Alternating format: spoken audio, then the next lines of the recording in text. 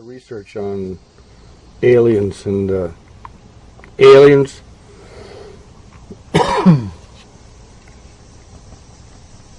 they come from demons.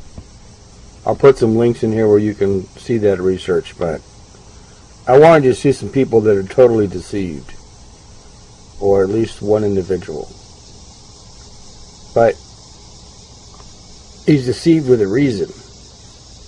That's the scary part, because it's the deception goes to a media outlet that basically presents it to the entire nation, and in some cases the world. This is it. Over time and time again on these things as you're trying to get the word out that, you know, you're a pretty aware person, you know, as far as that, but you just like go, well, I'm trying to get the word out, maybe I'll get screwed, maybe I won't, but I'm just going to go for it anyway. Is that your attitude, or what? Well, it's been my attitude. Now my attitude is I just don't want that to happen anymore, you know.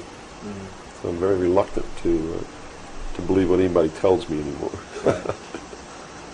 But have you developed an intuitive sense, perhaps, now? I mean, 'cause you know how that can do. It can start shutting you down from certain experiences or certain places where you might need to be. That's true, and to a certain extent, I have an intuitive sense of where somebody's coming from, but it doesn't always work. You know, that's what makes a con man a good con man, is that you get the perception that they're telling you the truth. Okay. And so someone who's really good at it, right, can snow you. Or me, anyway. I don't know about you. Hold on 1 second. Let me grab my...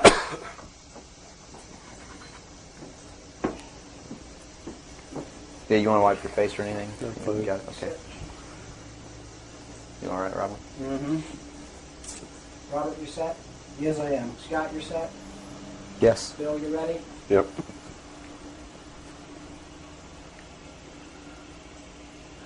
Bill, well, thanks for agreeing to the interview.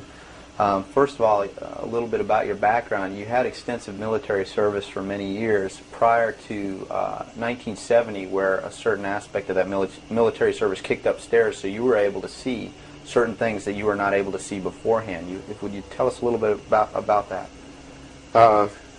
It actually started much longer in my past than that. I was reared in a military family. My father's an Air Force colonel. He's retired now. He was a command pilot. And as a child, I remember sitting around I remember the pilots at our house sitting around the kitchen table talking about their exploits in the cockpit and what they had seen in the skies. And some of that talk involved UFOs and what some of them called Foo Fighters. And I traveled all over the world, lived on military bases for most of my life. I was really an indoctrinated individual, you might say. I was as establishment as you could get, as gung-ho, pro-government, pro-America, pro-military. And that's why I went into the military, because that had been so much of my life. I went into the Air Force. I was in the Strategic Air Command for 4 years. As an aircraft and missile hydraulic technician, which is, I worked on the pneumatic and hydraulic systems of B-52 bombers, KC-135 aircraft, and Minuteman missiles. I had a secret security clearance. That's where I saw my first atomic bomb. I mean, we worked around on these planes, especially the ones on the alert pad, were always loaded, ready to go drop these bombs at a moment's notice. But while I was in the Air Force, I met sergeants, men who were older than me, and had been in the Air Force for quite a while, told me that they had participated in projects that had recovered crashed extraterrestrial craft, what you call UFOs. And they never told these stories unless they'd had quite a bit to drink. So I never really believed it. I thought, well, these guys are running a scam on me, you know, even though I'd heard about these things when I was a kid. I just still didn't believe in them. They're just so far out in left field, it's not something that you really give any serious thought to until something personal happens, which came later. While I left the Air Force, I went into the Navy. which is really where I wanted to be in the first place. I'd always had this tremendous feeling and connection with the ocean. I was an excellent swimmer, but I had a problem as a child. I had chronic motion sickness. If I got in a car and we went on a long trip, I got deathly ill. And same with boats or anything. I couldn't ride on the things at the carnival that went around and round because it just made me tremendously ill. But I decided after I had gone through the Air Force experience that sick or not, I was going to go in the Navy because that's really what I had wanted to do. So I did. Volunteered for submarine duty and was assigned to the USS Tyru, SS-416, which was a diesel-electric boat, World War II type, that had been reconfigured. When I went on board the boat, it was in the dry dock at Pearl Harbor Naval Shipyard and had literally been cut in half. They put in a 12-foot sonar section and then 3 domes on the deck for triangulating targets using sonar. And this was really one of the most up-to-date electronically submarines that we had. Wasn't a nuclear submarine, but as far as the ability to approach, get close to a target and destroy it, it had a better capacity to do that than any other boat that we had. While we were on a transit from the Portland-Seattle area on the surface, I was the port lookout, and I saw the most incredible thing that I think I've ever seen in my life. And it had such a profound effect upon my view of the universe and the world that we live in that I wish everybody could experience this. I saw come up out of the ocean, from beneath the surface of the sea, a huge disc-shaped craft about the size of a Midway-class aircraft carrier, which is tremendous in size. Even though that's one of our smallest carriers there was then, it's still a huge, tremendously big object. Came up out of the ocean and rose into the air and tumbled on its axis and went up into the clouds, and I was awestruck, dumbstruck. And I mean dumbstruck, literally. I could not utter a sound. And my first impulse was to tell the officer of the deck that I'd seen a flying saucer, and then luckily for me I couldn't talk because on second thought that's not what I really wanted to say. Because I didn't want to be the only Looney Tunes character on a submarine with a tight-knit crew that you had to live in close quarters with, because that's a hell of a way to live. So I told the officer of the deck that I'd seen something about 15 degrees off the port bow at a relative distance of about 2.5 nautical miles. And he began to look in that area. And the starboard lookout had heard me tell him this, and he began to look over there. And while we were all three watching, either the same craft or another one exactly like it came down out of the clouds, tumbled again on its, why it did this maneuver, I don't know, but every single time it did it. It's like it came down in this attitude, and then it flipped over, and then entered the water. And the water just appeared to open up in front of it. It's just like the account in the Bible about the parting of the Red Sea. That's exactly what happened. The sea actually parted, and this thing went into the water, and then it closed up behind it. And this big spray went up into the air. But it wasn't a spray from the craft hitting the water. It was a spray from the water coming back in to fill up this hole that had been created. And again, I'm thinking, this is incredible. What are we looking at here? And it was metal. It was a machine, and it wasn't glowing or anything like that. It didn't have any lights on it that we could see. But it was obviously metal, and it was obviously a machine. And although I can't tell you that there was anyone inside of it, I believe that there was. And it did something that, as far as I knew, was absolutely impossible. I'd been in the Air Force. I'd worked on the state-of-the-art of our aviation capabilities. And here I was on the deck of a submarine in the conning tower, and I knew what we had to be able to have to go underwater, and I knew that the two were incompatible. Here's something that came from under the water and flew in the air and performed maneuvers, and then came back down and interfaced with the water at tremendous speed and remained intact. which realistically it never touched the water. The water sort of magically opened up in front of it, but something had to interface with that water.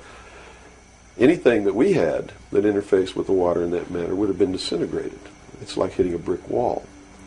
So I was looking at a technology that, as far as our laws of physics and what we knew at that time, didn't exist. This was in 1966. Ensign Ball was as shocked as I was. He called the captain to the bridge. He came up with the chief quartermaster, who brought a camera. And we all stood there and watched this occur over and over again for about 10 minutes. And I still, to this day, don't know if it was the same craft or a whole bunch of different craft going in and out of the water. But it seemed like that there was a hell of a lot of traffic on that freeway right there. And we were watching it as we went by. We never changed course. We never lowered or increased our speed. We made no attempt to communicate or signal. We made no attempt to get closer. And eventually, it just stopped. We were told not to discuss it with anyone, not even amongst ourselves, which was incredible. I never had been told anything like that in my life. You can't talk about something. And to be told that we couldn't even talk about it amongst ourselves was even more extraordinary, I thought. But we didn't. We didn't talk about it. When we got to Pearl Harbor, all the time the chief quartermaster was taking pictures of this. So I know photographs were made. What happened to those photographs, I have no idea. But when we reached Pearl Harbor, we were not allowed to go ashore to go on liberty, even though we didn't have the duty. And about 2 hours after we berthed at the submarine base, a commander from the Office of Naval Intelligence came on board and debriefed each one of us individually in the captain's stateroom. And the ultimate outcome of the debriefing was that we didn't see anything, we didn't hear anything, and we had to read rules and regulations that told us that if we ever talked about what it was that we didn't see, that we could be imprisoned, we could be fined $10,000, we could lose all pay and allowances due or ever to become due. And I learned at that moment that the United States Navy didn't want anybody to know about what we saw, and that severe consequences could come down around the neck of anybody who did. And that was when I understood fully that, yeah, there's a real cover-up. These things do exist, number one, and at least the United States Navy doesn't want anybody to know about it. And there's stiff penalties for anybody who bucks that. Mm-hmm. Moving forward a few years from, 1966, I believe, you gained a special security clearance that revealed to you certain documents, or were revealed to you, or that you saw, yes, relating to this very cover-up. To this and many other things. I was eventually trained by Naval Security and Intelligence, and I was given a secondary NEC, which is Naval Enlisted Code, which was 9545, which is Internal Security Specialist. And an internal security specialist is someone who protects classified information, and protects areas, so to speak. And I had a specialty, which I was trained in, which was Pacific Area Intelligence Briefings. And I was eventually assigned to the Commander-in-Chief of the United States Pacific Fleet, who was Admiral Bernard Clary at that time, and served as a member of his intelligence briefing team. And basically all that means, we really had a wonderful job. You come in about 4 o'clock in the morning and you go through all the message traffic and everything. And what you do is what we did was that we prepared an updated briefing on everything that was happening in his half of the world, which he commanded the naval forces and marine forces, as a matter of fact. And put all this together in a briefing where we would update him on ongoing operations, brief him about operations that were scheduled to begin, political situations, deployment of Soviet forces, naval forces, everything. And after the briefing was finished, between 8 and 10 o'clock in the morning, then we were done. We were finished.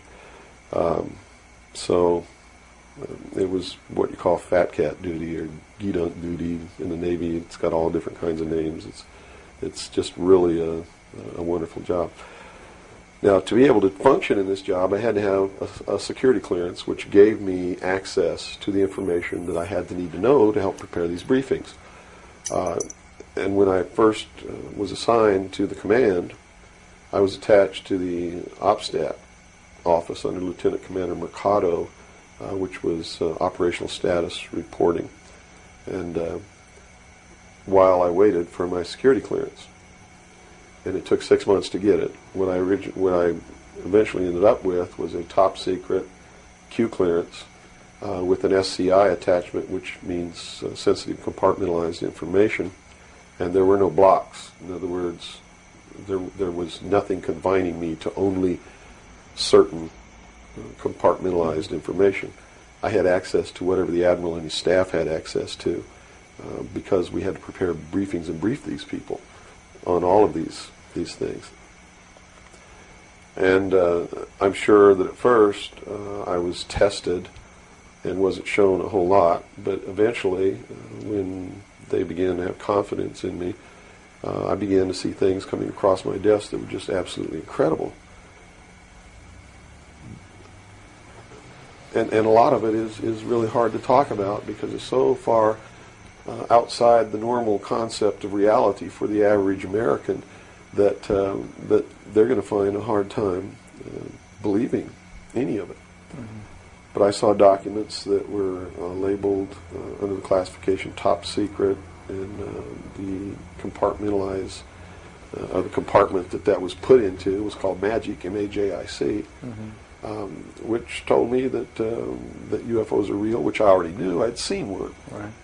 But this went farther than that. It told me that they were extraterrestrial in origin, that there were 4 different extraterrestrial species or races visiting this Earth, and that they had actually entered into an agreement with the United States government with one of these species of alien beings to exchange technology, and it told me all the projects that was underneath this. Project Red Light was actually the testing of extraterrestrial craft. Project Plato was a diplomatic project. Pounce was the recovery of technology. Pluto was the application of that technology to our own secret space program, not the public space program. There are 2 different space programs. One is what the public gets to see, mm-hmm. Which is overseen by NASA, and the other one is a secret space program that nobody gets to see, which is really overseen by the Navy Department under specialized compartmentalized black projects, and what these people are doing in secret is just absolutely incredible. I also saw documents under an operation called Operation Majority, which outlined the plans to bring together a one-world government. It also included extraterrestrial information within that. Project Grudge, which was the second project. First was Sign, and then Project Grudge, which contained all of the extraterrestrial information up to a certain point. I forget the year cutoff. And then it was contained after that in another project called Project Aquarius, which was the accumulation of the whole history of alien interaction on planet Earth. But I have to say at this point that I don't know if those documents were really telling the truth or not. They could have been showing me these things so that eventually I would go out and talk about this. And maybe that'll become clear to you later why they may have done that. It could be real. So. Mm-hmm. But at this point, from a personal standpoint, what was it that, based on your experience in '66, and they said, absolutely do not reveal this to anybody, and here we are a few years later, and you're seeing documents that prove that what you saw was real. Mm-hmm. What was the one factor or a number of factors that led you to the decision to say, I've got to get this out, I've got to tell people about this? I saw contingency plans called Majestic. And these contingency plans were to, first place, a contingency is a plan that can be implemented if certain things occur. And the certain things that would have tripped this contingency plan are, number one, the public sector is getting too close to the truth, so they have to implement this to get them steered off the track. Or number two, we don't want to tell the public the truth about the alien presence, but there's so much alien activity occurring that the public is on the verge of finding out anyway. Let's tell them this story so that it doesn't cause consequences that we don't want. And that plan was called Majestic. I was in a bookstore one time. I'd never seen UFO magazine. Didn't even know it existed. In fact, I didn't even know that there was a UFO culture in the world of people who study UFOs or worship UFOs or have little UFO meetings. I had no idea that that was occurring. I was in a bookstore one time and I was looking at the magazine rack. I'm an avid reader and I'm always in bookstores. And this one day I saw a magazine just popped right out at me, at UFO. And I picked it up and I looked inside, and here is Majestic, all right there. And even the people who had been named to implement the plan were the ones who were actually implementing it. William Moore, Stanton Friedman. I'd never heard of Jamie Chandoray, but he was named, and they had brought out a supposed genuine document called the Eisenhower Briefing Document, which in reality is a fraudulent document. It's a fake, and it was created to implement the plan Majestic, to either indoctrinate the public on what the government wants the public to perceive as happening, or to steer researchers away from the truth, or both. So this wasn't revealing the plan of Majestic, but it was actually implementing the plan. Implementing the plan against the public. It was a psychological operation against the public. So this is what you saw. So immediately my head began to spin around, and I began to think, God, I've got to tell people that they're being manipulated. This is a lie. And it really, if the public were using their own intellect, they would know that it was a lie. The executive order quoted for this document was in 92,000 something. I believe it was 92447, which is 92,447. And it was supposedly written by Truman. But Truman never wrote an executive order higher than 9,000. I mean, even today, there's no executive order with the number 92,000 on it. They've been consecutive since the beginning. So it was clearly fraudulent. So it's clearly fraudulent, but the public doesn't catch on to this. And here you got Stanton Friedman, one of the guys who implemented the contingency plan, Majestic, running around the country telling everybody it's not an executive order, it's a date, September 24th, 1947, which it very well could be a date. But it's listed in that document as being an executive order of the President of the United States, Harry Truman. And because of that, it's fake. And many other things. But specifically, that is the most glaring proof of fraudulent intent in the document. There are many other things in the document that also prove it's a forgery. But here they are. They're running this contingency plan, and here I am. I know all about it, and here's the public out there biting on it. They even ran that thing in the New York Times, like a 2 or 3 page spread showing all the documents. So it had tremendous credibility lent to it by that action. And so I decided that I had to tell the public and get people on the right track, which is, the right track is don't believe anybody. Okay. Don't believe me. Don't believe George Bush. Don't believe anyone. You got to go out and you got to get proof in your hand before you can believe anything. And to do otherwise today is the biggest mistake that anyone can ever make. You begin believing people, putting your trust in them, that they're telling you the truth. I guarantee you're going to take a ride on a roller coaster you don't want to be on. Mm-hmm.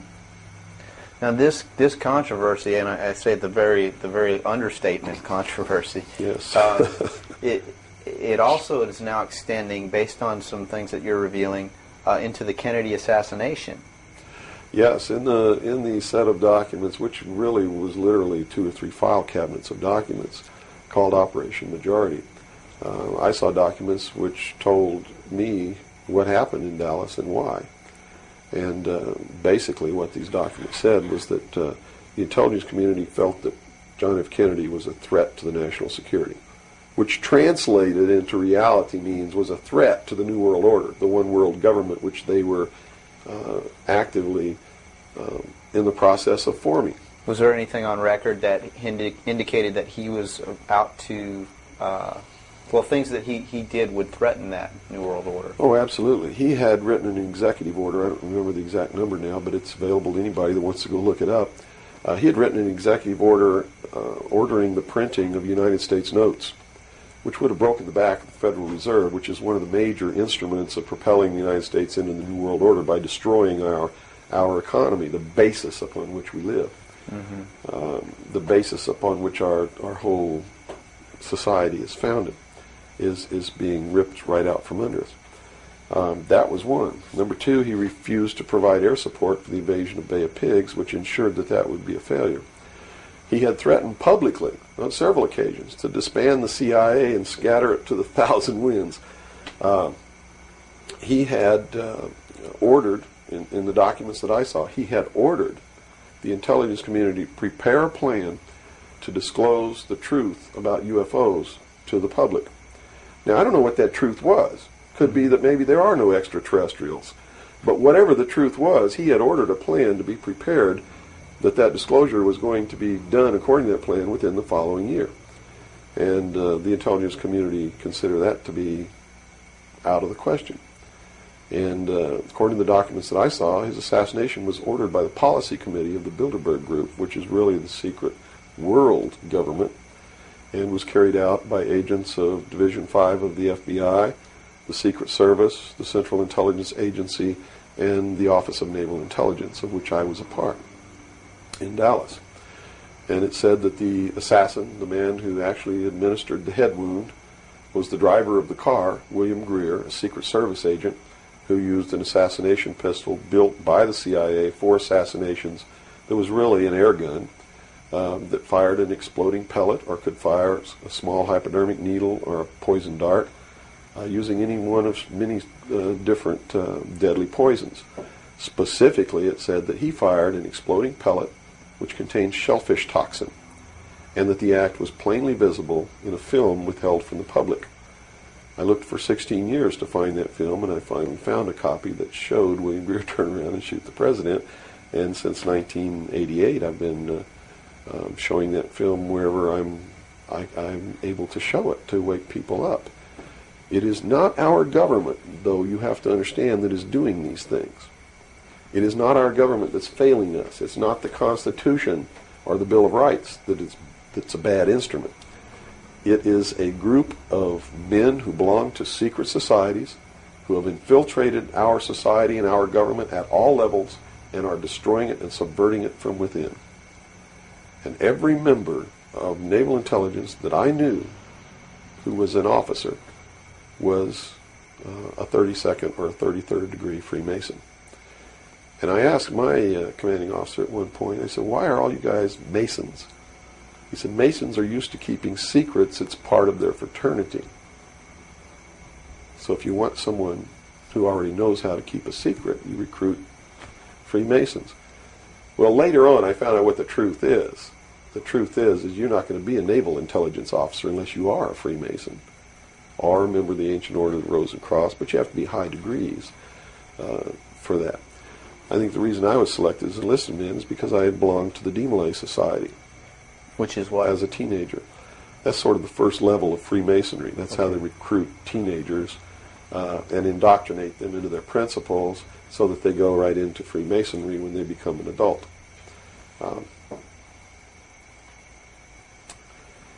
So basically that's the story. Yeah. Okay. Well, based on the information that you're revealing, which would seem to be equally or if not more of a threat than what Kennedy was originally planning on doing, is actually revealing the underlying cause of all of this. Why is it that you are here today, or how is it that you are here today and you're not, conveniently taken away and put in a padded cell somewhere so that you can't speak of these things? Well, I really don't know the true answer to that question, because you would have to ask them to find out why they haven't done anything. But I can tell you this. I began to reveal information in 1976, and I was physically attacked on 2 occasions My skull was caved in. That's what all these scars are here. On the second attack, I lost my leg. They visited me in the hospital. They had no intention of killing me. They were delivering a message to me. Shut up. And that was the message that came through loud and clear. And two men who identified themselves with identification cards who belonged to the Defense Investigative Service, which is really the Defense Intelligence Agency, asked me if I was going to shut up or they were going to have to do it right. And I told them, I said, you don't have to worry about me. I'm going to be a good little boy for the rest of my life, and yeah, I'm going to shut my mouth. And I did for 16 years. Kept silent until I saw this UFO magazine in a bookstore, which indicated that they had implemented the contingency plan called Majestic. But if you want to know what I think the reason is, I believe that there are several. One, they've had a plan that's been in force since the 40s to debunk, ridicule, destroy anybody who ever talks about these subjects. And the public has been thoroughly indoctrinated that if you talk about any of these things that I'm talking about, you're just another nut. So the public, by and large, doesn't pay any attention to it. So in that sense, I'm not a threat. If the president had come on television and said, hey, this is what's going on, then they would have listened and they pay attention to it. But people like me, they perceive me as being just another loony bin, fruitcake, nut, which I assure you I'm not. But that's the perception that they've been brainwashed into believing. And so that's what they believe. Number two, I'm so much in front of the public from the very beginning when I began to talk. And that's how I protected myself, or at least that's what I thought would protect me, and so far it's proven to be right, was that if I got literally in front of the public overnight, in front of a large public, that they wouldn't do anything to me because it would substantiate what it was that I'm saying. And they certainly don't want to do that. But also create a martyr. And martyrs create tremendously dangerous political movements that they don't want that either. So literally, within a 24-hour period, I spent $27,000 mailing a thick packet of information all over the world to people I'd never heard of, didn't know. We went down and got some mailing lists and just mailed this stuff all over the world. And so literally, when people opened these packages in their mailbox, and it was a perfect plan because they couldn't stop it. They didn't even know I was going to do it in the first place. And since we sent it all over the world, once it was out, there's no way they could retrieve it. At least no way that I can conceive of. So literally within 24 hours, I was a public presence. And people were asking all over the world, who's Bill Cooper? Is this true? Look what I got in the mail. And just literally flipped the world over on its ear. And I've been in front of the public ever since. So I think basically those are the reasons. They don't believe that the public's really going to listen to me, and so far that's been true.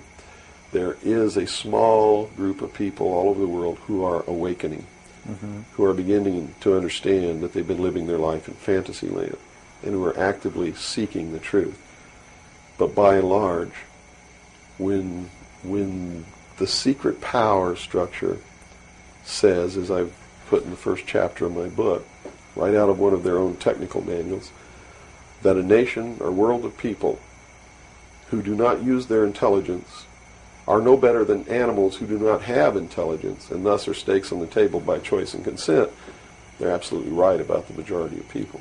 It's one of the things that has been an illumination to me, is that they're not always wrong. And many of their goals are the right goals, but the method that they're using to reach that goal is the wrong method.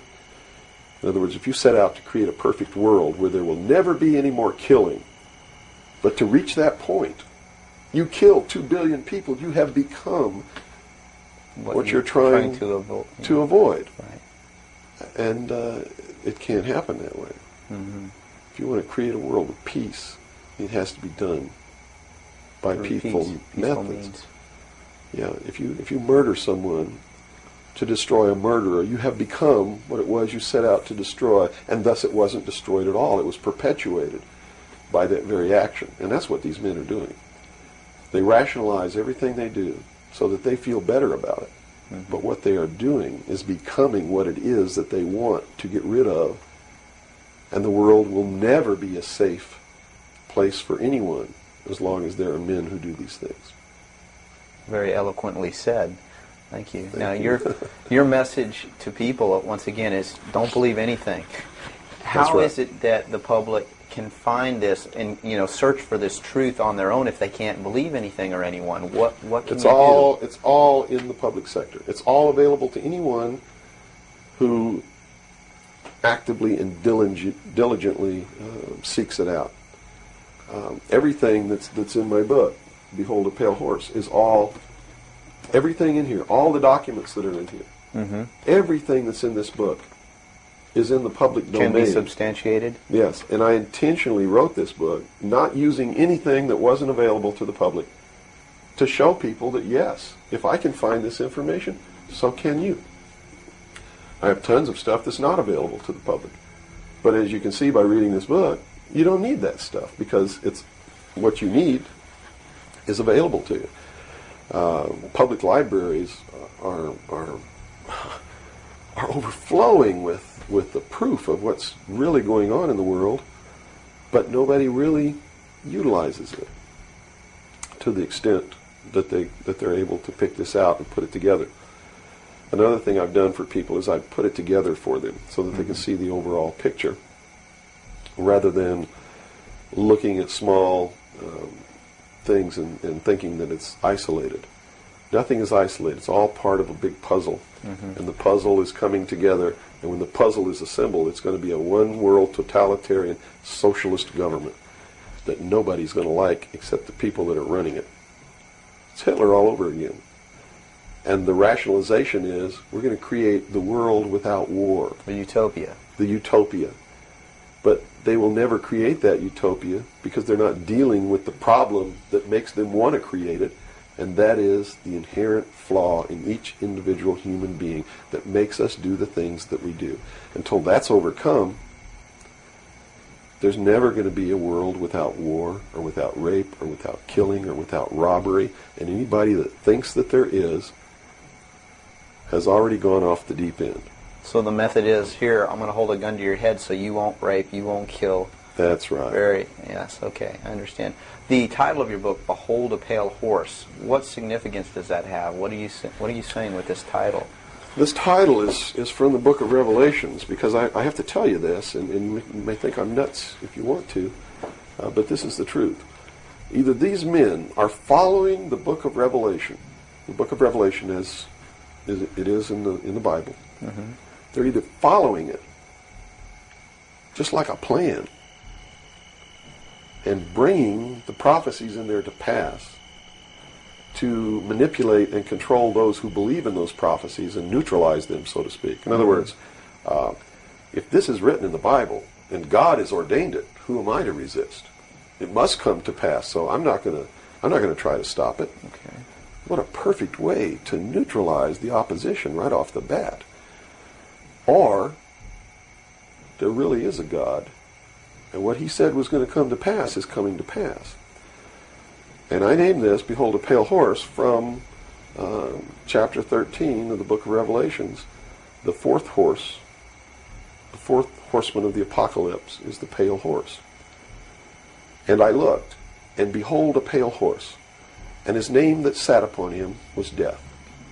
And hell followed with him, and power was given unto them over the fourth part of the earth, to kill with sword, and with hunger, and with the beasts of the earth. And that is taking place now today. The fourth horseman is riding across the world now. That's what AIDS is all about. That's what all these little brush fire wars all over the world are all about. That's what's happening. That's why cancer cures are suppressed. Is because they fully intend to kill a minimum of 2 billion people by the year 2000.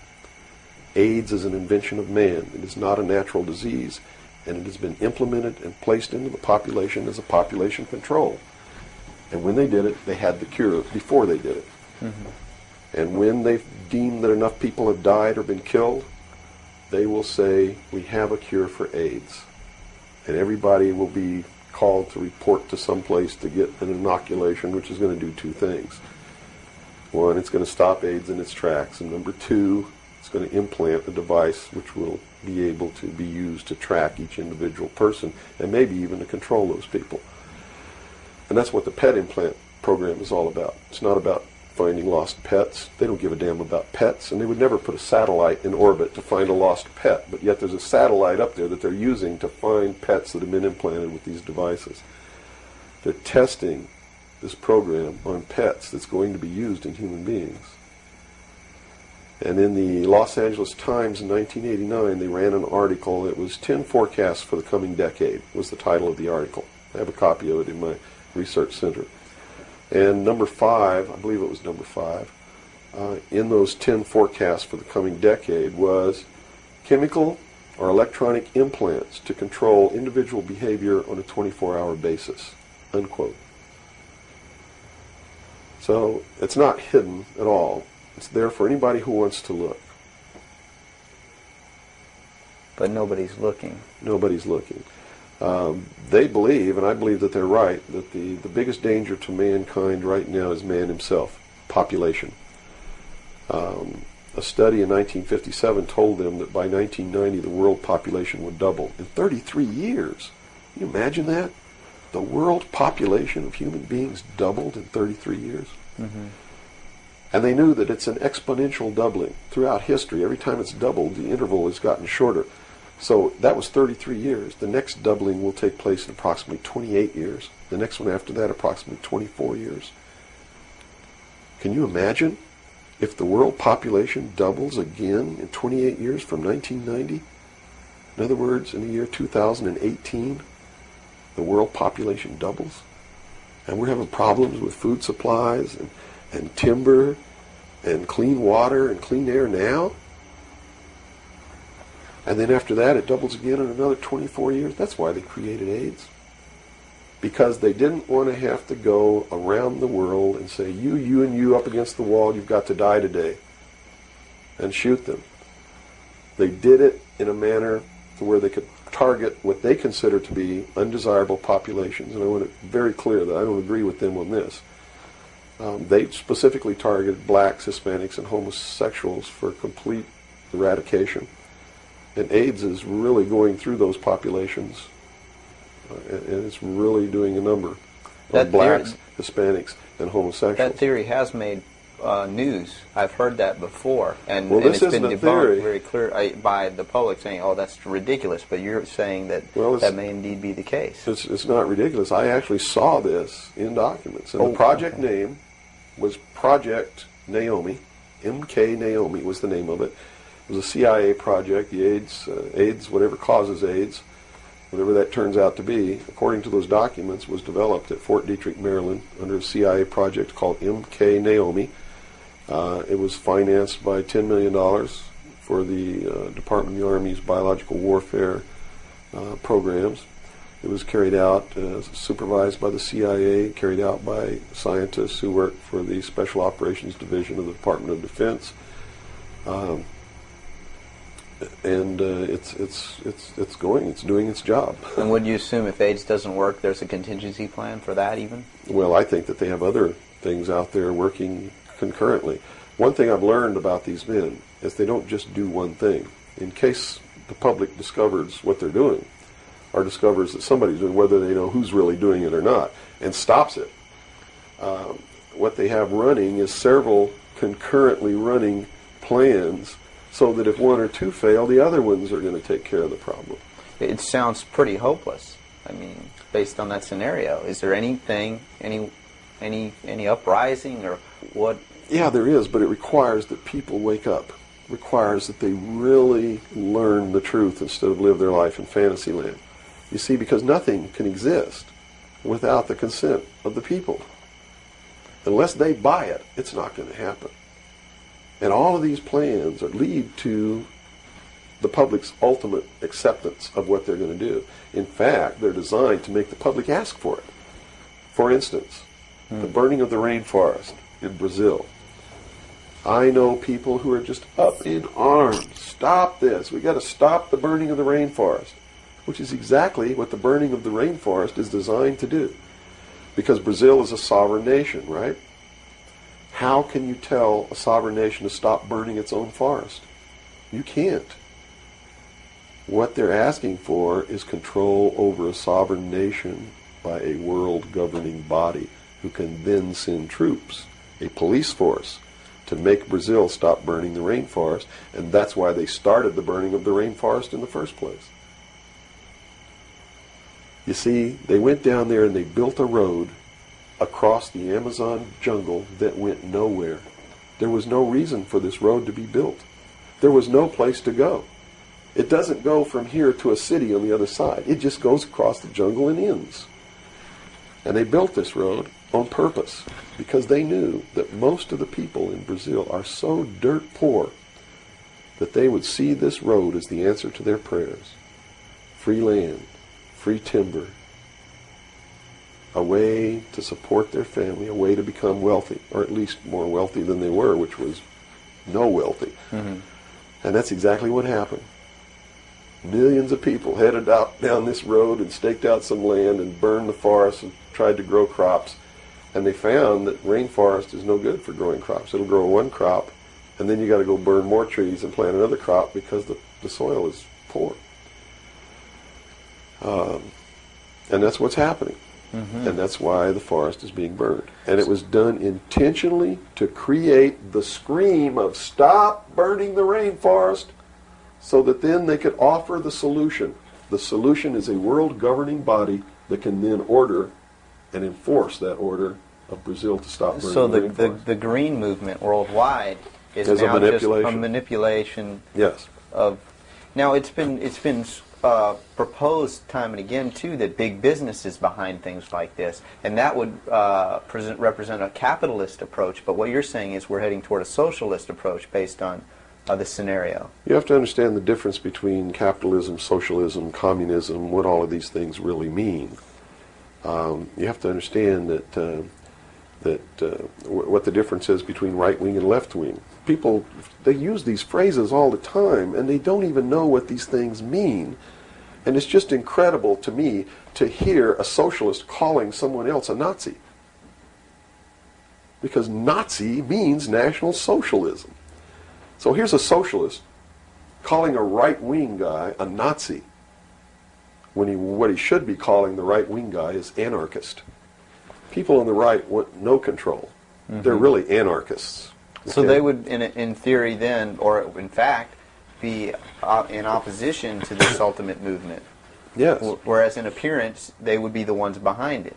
Well, when you have a misunderstanding of what the terms mean, yes. Okay. Right-wing on the far right is total anarchy. They don't want anybody controlling anything that they do, and they believe that people are responsible enough that the world can exist without government. Okay. Or the very minimal government that it would take to. On the far left, on the other hand, they believe that the government should be in total control and should be supply man with all of his needs. Well, creating a whole society that's dependent. Right. A republic is somewhere in the middle. It's governance by laws. Laws are decided by representatives who are elected by the people. And according to the theory, the representatives will do what is right, whether they get elected or not, because it's not really a democracy. A democracy is far left.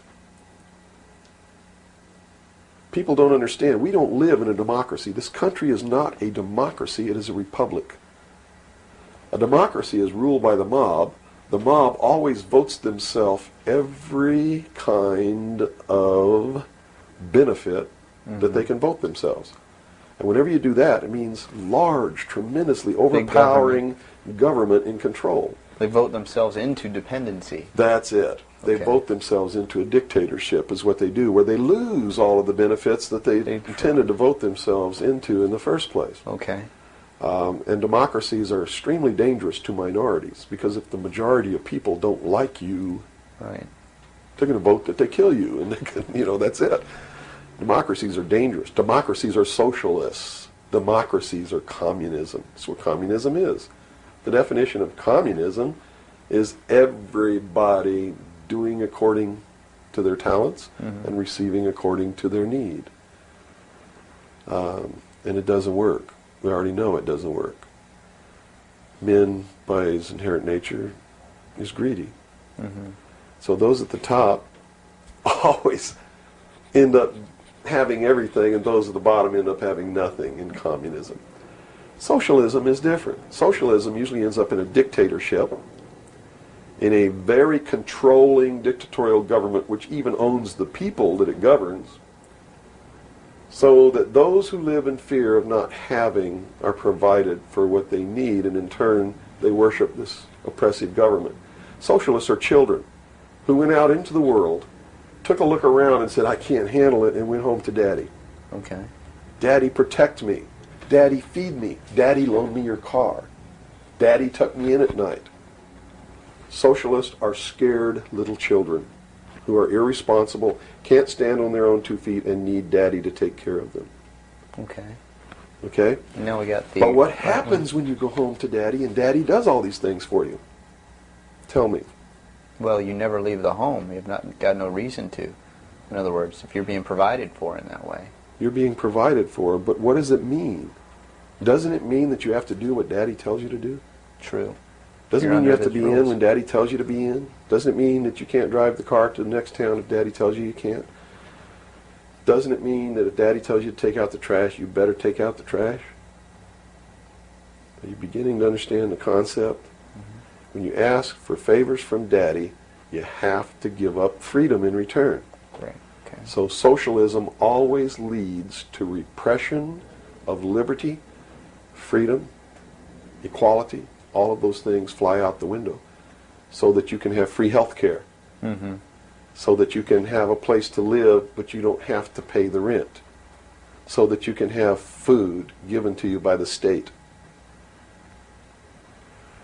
And that's where we're headed. Right in this country right now, we're almost totally socialist, and now people are screaming for a national health care policy, Right. health care insurance. Now, the other aspect, once again, I'd like to go into is the anarchy or the right wing, which we just into that similar. Anarchists believe that they can be responsible, that they won't hurt other people, Okay. that your freedom never ends until it begins to infringe upon someone else's freedom, and that no one should have any control over that there should be no speed limits on the highways. The problem is that, again, just like on the socialist side, you have people over here that are human, and human condition means that ultimately somebody's not going to be responsible, that they're going to drive too fast when they've had too much to drink, and they're going to kill innocent people.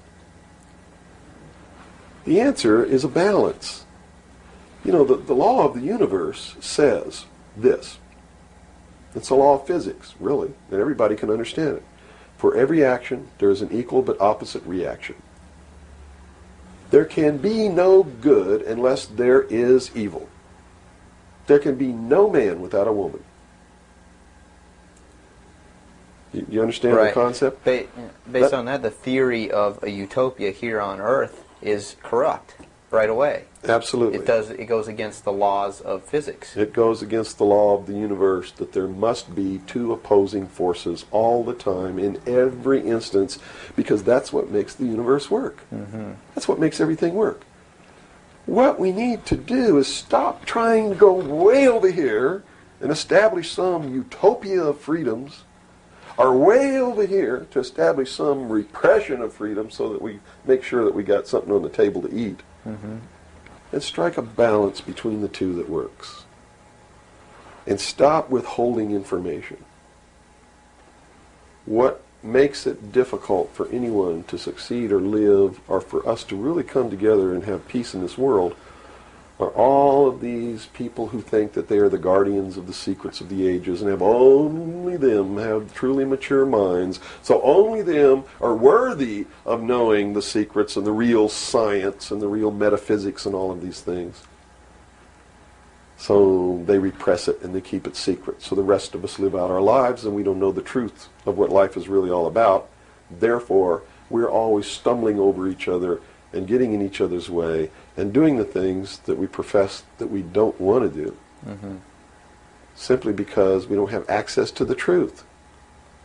If we had access to the truth. Now, I got to tell you this. Back when these men first began establishing these societies, these mystery schools, and suppressing information, the common man was uneducated, did not have an intellect capable of understanding these secrets. They were really beasts of burden for the most part, and they lived their whole life in toil. Right. But things are not that way now. Most people have a good education. They have a good mind. They're capable of understanding if they're taught, and if they're taught correctly. And I think it's time to teach people what the truth is and quit hiding it, so that we can come together as one humanity and make a balance and live together in a balance. You know, evil's never going to disappear. Neither is good. But we can maintain a balance and life can be good. Instead of swinging back in this tremendous battle between these two opposing, radical, extreme ends of the scale. That's got to stop. I've never understood why somebody would join together in this band of people and call himself a Democrat and not vote for anybody else if they're not a Democrat. That concept is beyond my understanding. And Republicans and Libertarians and Populists and Communists and Socialists and this and that, and blacks and whites and Indians, and there are so many sects and groups and segments, and we're so fragmented that getting together is going to really be difficult. But we've got to do it. Because if we don't wake up and do it ourselves, these men who meet in secret and plot the manipulations are going to do it whether we want it or not, and they're going to do it at the point of a gun. And they're going to take away everybody's freedom because they don't consider us responsible, Capable of having that freedom. are capable, are even of using our intellect. So they'll put us in shackles and control us and force us to be peaceful. That's what the plan is, and that's what the New World Order is all about. Well, we've run from UFOs right to this, and at first a person might watch this and say, "Wow, this is really strange." But where we've come down to, based on that beginning, is quite in the realm of common sense. Well, it's not strange at all. It's what they've been trained all their life, that if they hear these buzzwords, they're listening to some loony idiot talk, and it has no substance to it. Once they get into it, though, and begin to understand that everything is interconnected, it's leading us toward one end, a one-world totalitarian socialist government, and begin to see it coming to pass all around them in their life, and understand that nothing happens by accident. It's been planned for many years. Then they begin to understand that UFOs play a big role in this. Because if they're real, it's the most significant thing that's ever happened in the history of man, and may be the driving force behind locking up the human race. Because how could a UFO land in a place like Macon, Georgia, and somebody who doesn't look like us get out, walk down the street? And I'm not trying to insult the citizens of the state of Georgia. What if they landed in Newark, New Jersey, and got out and walked down the street in a society that kills people because they sit in the wrong seat on a bus? I'd assume now that they'll know about us. Of course they will. They probably already know about you if you've been exposing the truth on your show. Would you assume that our phone lines would be bugged at this point? I don't know. I doubt it. They don't really consider you to be a threat unless you develop a large political following. Oh, okay. So, unless you have a large political following, you're not considered to be a threat to them. Not yet. Because they figure that the people are too stupid to listen to you anyway. And generally, they're right. So we're in the process of educating people then. Yeah. It's the best thing. Education is 60 or 70% of the battle. Yeah. Because people automatically begin to do the right things once they learn what the truth is. They're Robert, educated you to it. set?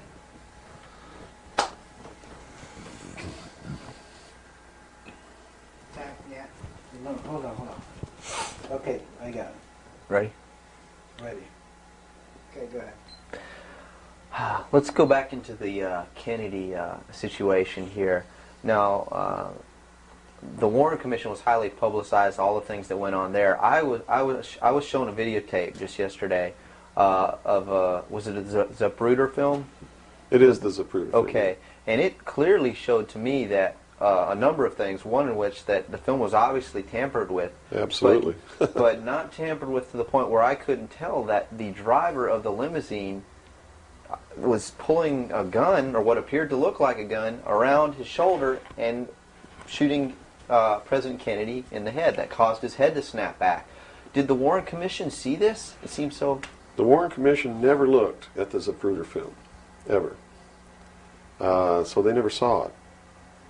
Now, I don't know who testified during the Warren Commission about the Zapruder film, if anybody did. But I do know that later at the investigations of the House Select Committee on Assassinations, that a man was specifically hired as an expert witness to view the Zapruder film and tell the committee what it showed. And that man's name is Robert Groden. He wrote High Treason, which is a bestseller out now on the Kennedy assassination.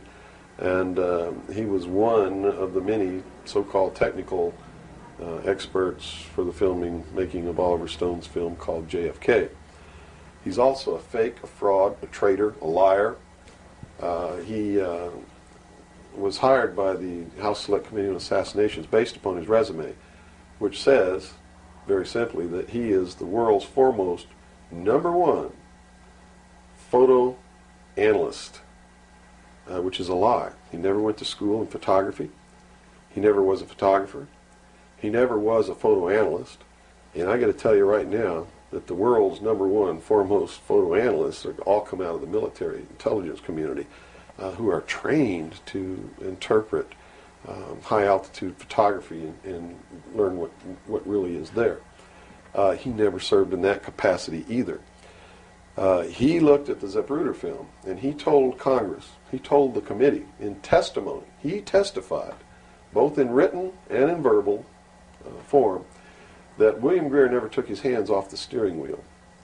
And that's a blatant lie. I mean, anybody can look at the Zapruder film and see that William Greer takes his hands off the steering wheel. And even if you couldn't see it, if they cut out the frames, you can still see that William Greer, if this were the seat of the car, is turned all the way around with his right side against the rear cushion of the front seat, looking directly at President Kennedy in this attitude, and it is a physical impossibility to have both hands on the wheel in that attitude. So we know that Robert Groden, #1, was not who he said he was, had no expertise to be doing the job that he was hired to do. #2, even if he had no expertise, it is plainly visible in the film that William Greer could not possibly have had both hands on the wheel. So we know that Robert Groden didn't make a mistake. We know that he intentionally lied to deceive Congress and thus the American people. And what's real strange about it is he's been very active in the research community, supposedly exposing the assassination of President Kennedy. But if you look what he does, he is constantly coming up with new theories, supposed new evidence, most of which is fake. And in his book now, High Treason, he makes a statement that Kennedy was probably hit from the front and the rear at the same time. His job is to keep the American people confused and propagate the lie that our government is no good, that it's our government who assassinated John F. Kennedy. And I'm here to tell you, it wasn't our government. It was the secret societies known as the Illuminati, the Knights Templar, the Freemasons, who assassinated John F. Kennedy. And the proof is right there for anybody who wants to see it. William Greer was a Freemason, #1. He was the Secret Service agent who shot Kennedy. #2, in Dealey Plaza, there's an obelisk, a monument commemorating the location of the first Masonic temple in the state of Texas. Dealey Plaza is on the 33rd parallel, which is one of the sacred numbers in Freemasonry. He was assassinated in a manner that assured the greatest flow of blood, which is called blood atonement, which was practiced by Freemasonry in the early days and supposedly is not practiced now.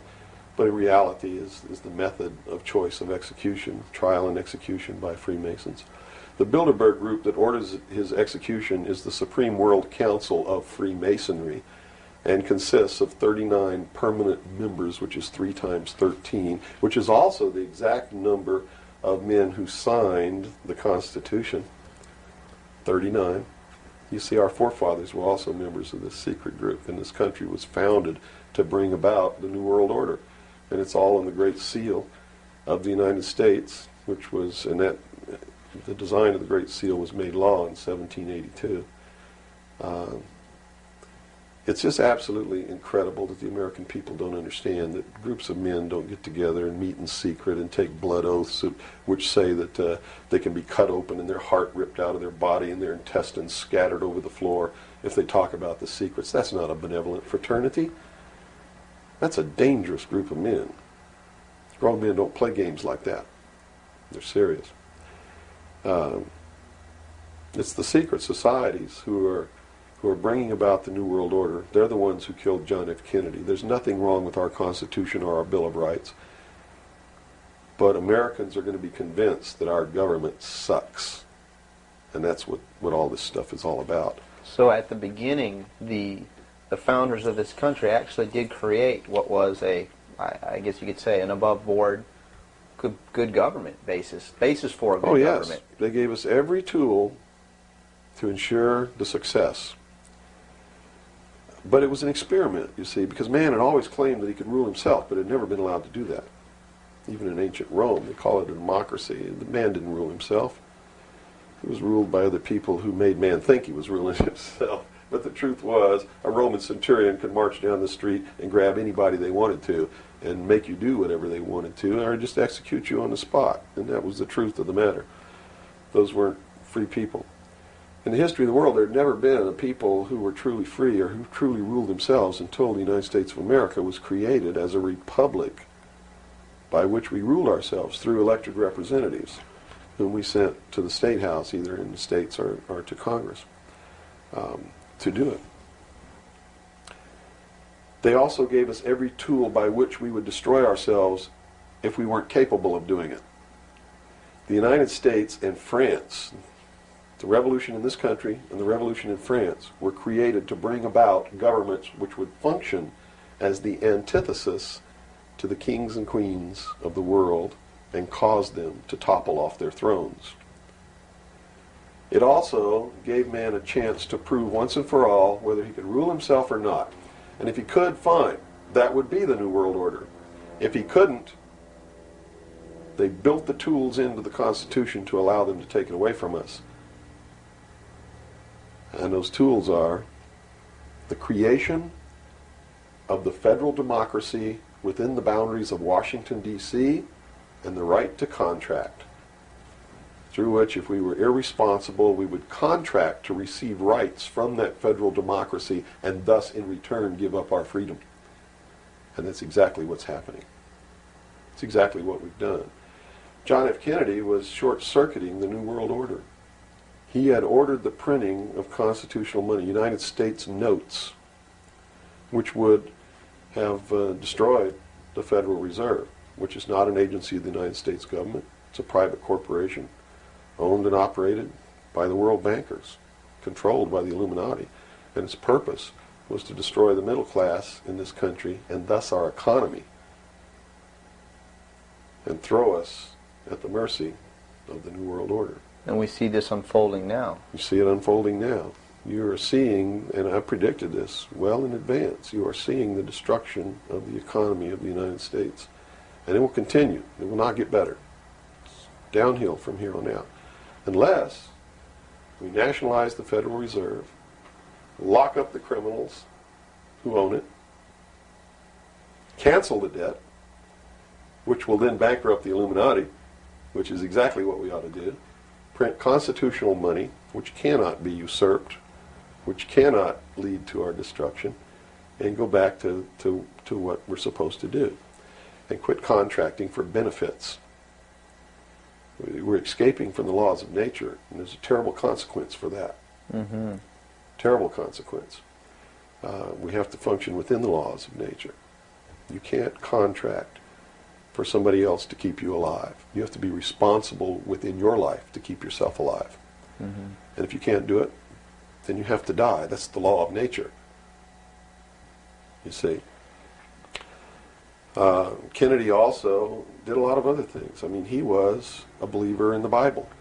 These men who are bringing about the New World Order don't believe in the God of the Bible. They believe in the God of light, Lucifer. the angel of light, who was flung down to the earth and became the Lord of the world. That's their God. That's why everything they do goes against what people know to be the right thing to do. They believe that man was held prisoner by a vindictive, cruel God named Jehovah in the Garden of Eden. And that Lucifer, through his agent Satan, set man free from the bonds of ignorance to which he was chained to the Garden of Eden, and thus brought the gift of intellect, wisdom, to man, and thus is the true benevolent God. And man, with his intellect and his wisdom and his knowledge, will create technology which will elevate man to the position of God. And all this is allegorical. Don't take the story literally, you see, because it's all allegorical. They believe that intellect, reason, is the light, is the true God, is what makes man God. And I'm not going to debate the right or wrongness of that, because who the hell knows? But I can tell you that they pervert whatever it is that might be divine about their philosophy by becoming what they profess They to want destroy. To destroy, yes. And so, in their zeal to bring about the New World Order, they destroyed the political will of the nation when they assassinated John F. Kennedy, which has furthered their goals, because it made a lot of people feel so helpless Right. that, God, if they can kill the president, who am I? You know, what can I do? I'm just one lonely, helpless person. So they quit voting. They abdicated their power. And, of course, through agents like Robert Groden and many others, Oliver Stone, they're being convinced that our government sucks, that our government is the problem, that the Constitution doesn't work, that the Bill of Rights aren't real. We're playing right into their hands, in other words. We're playing right into their hands, because there's nothing wrong with the Constitution or the Bill of Rights or our government. It's the people. You see, it's been infiltrated, and from within, they are eating at the heart of this nation like a cancer, this secret society. They are destroying it. They are subverting it. Our Constitution has not been allowed to work since 1945, and maybe even earlier. And they have been working behind the scenes to bring about a one-world, totalitarian, socialist government with the Communist Manifesto as its platform, through the United Nations, which was created by this nation from an older organization called the League of Nations, which was the original foundation. And at the highest levels of our government, the Constitution's already been scrapped, and they are working under the aegis of the UN Participation Act and the United Nations Charter. Which says what? Which says that there are no rights, there are only what you call privileges. And privileges can be granted or taken away at will by the state. Quite frightening scenario. It's a very frightening scenario, and people better wake up to the fact that unless they wake up and do something about it now, there's only going to be one alternative. And that's either take up arms, restore the Constitution, and the blood will run in the streets of America, or reach down and put the shackles around your own feet and march off into slavery peacefully.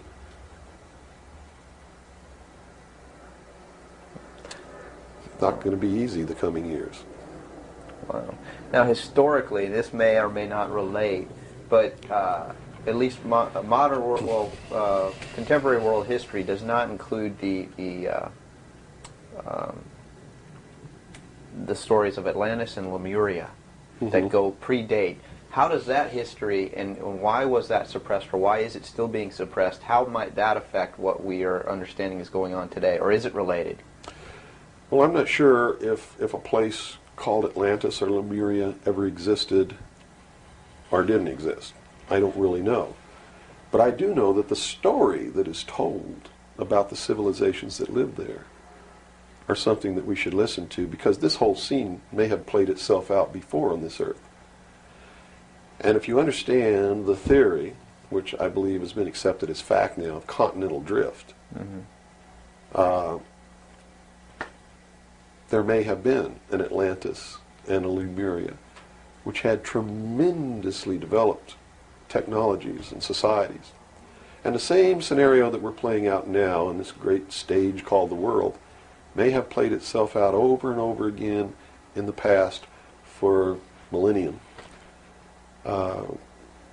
In my investigation of the mystery schools, the secret societies that are bringing all this about, that really control everything behind the scenes, I found that this is all about religion. And it's all about a recurring theme that is penetrated and is at the heart of every religion in the world. And that is a creator or a creatress who has a son that is sacrificed and then is resurrected and saves the world or saves humanity. It seems to be an archetype that is within us. And so that you don't go flipping out watching this tape. I'm a Christian. I believe in the teachings of Jesus Christ, even though it may turn out that he may have never lived. The scene, it doesn't matter. When you read his words, and you can go back through history and find these are the same words that were spoken by every Savior that there ever was, are the most beautiful, most profound, most affecting words that have ever been spoken on the face of this earth. And when I get down and almost get to a point of hopelessness, I just go read the Sermon on the Mount. And I come back up again. Because in the end, it's not going to matter whether Jesus ever lived or didn't live. The story is real. And it's within all of us. And it brings us to something within ourselves that is good. But these men don't look at that. They believe that the end justifies the means, that these stories are just stories, and that the real meaning behind it all is that man can transcend his animal state through the realization of intellect and the overcoming of all of his emotions and feelings and morals, guilt, all of these things. And I just can't go along with that because I believe it's our emotions that tell us when we're doing wrong. We feel it within ourselves. And a person without that capacity to feel when they're doing wrong becomes a sociopath, which is someone without a conscience who really believes that the end justifies the means and therefore has no pangs of conscience nor no reluctance to murder someone who gets in their way. Mm-hmm. And it's extremely dangerous. Now, do these people recognize the continuity of life? In other words, you have told me earlier that they're after physical immortality. They believe that through their technology, man will become God. With the power of reason, through technology, man will himself become God. They will engineer, just like Hitler wanted to do, the super race who will live forever. And the concept is the same, and the men behind it are the same as Hitler was. When they killed John F. Kennedy, it shows you what kind of men they are. Because they would not stop to kill anyone who gets in their way. And they've never stopped at it.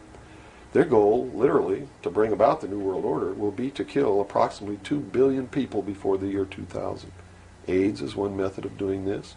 There'll be many more. As they solidify their control, everyone will be given a choice. They'll be presented with a new world religion. They'll be told to renounce Christ, renounce Buddha, renounce Muhammad, join the New World Order, join the New World Religion. If they refuse, they'll be executed. Very simple. And it won't bother them a bit. In fact, according to their belief, they believe they'll be helping these people. And in reality, they will. Because those people will transcend this physical state while they're prisoned here living forever. I feel sorry for them because those of us who will eventually die will transcend the pain and the suffering that goes along with this world. Mm-hmm. And they're so egotistical that they preserve whatever they do so that the diligent can find out what kind of men these men really are. For instance, the Kennedy assassination, I've been showing a film for 5 years that shows exactly who did it. I show you exactly where Oswald is on the film. He wasn't even on the 6th floor. He was standing in the doorway of the book depository building watching the motorcade go by. And it's just it's incredible. At the same time, you said they would have everybody renounce religion. Yes. Have they as well been using it as a tool for their means? If you're a Christian, Same you'll time. be required to renounce Christ and join the New World religion. Now remember I told you before, that no matter what your religion is or what you think, they are following the scenario in the book of Revelations to a T, right down to the last little bit. If you want to know what's going to happen in the future, if we don't wake up, and through the power of those, see, not one drop of blood ever has to be spilled, and no one has to ever put any chains on their legs or their arms, ever. If people just wake up and exercise what was given to us in our Constitution, the power of the vote, while we still have that power. So you say there is still a possibility for like one individual watching this tape to actually make a difference. You better believe it. How Yes. would that be so? Well, number one, learn what the truth really is. Get away from the fantasy that you've been living. Educate other people, those you know, your family. Once that begins to happen, it spreads. And then if the people decide that they don't want what they have in store for us planned, just through the power of the vote, they can make this country and the world whatever they want it to be. Whatever they want it to be.